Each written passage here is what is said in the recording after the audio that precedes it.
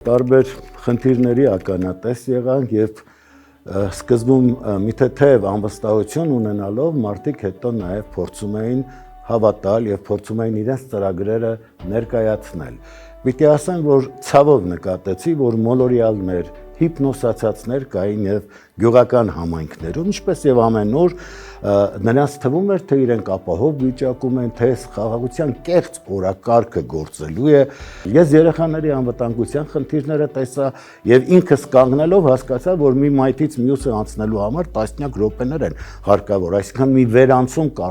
կառուցելը չեմ կարծում, թե շատ բարդ բան է, պիտի ամեն ինչ անեմ, որպեսզի պիտանի լինեմ, ամեն կերպ ես պիտի կանգնեմ բնակչի կողքին։ Տեսնելով իմ թիմակիցների աշխատանքը, ես հասկացա, որ մենք մեծ ծավալի աշխատանքներ կարող ենք կատարել,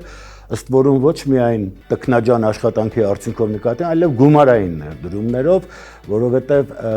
հիմնադրամ ստեղծելու պարագային մենք հնարավորություն ենք ունենալու այդ հիմնադրամի միջոցները ուղղորդել առաջնային խնդիրները լուծելու համար ամենալքված անկյունում մեր համայնքի ապրող բնակիչը պիտի զգա այն բարեփոխումը,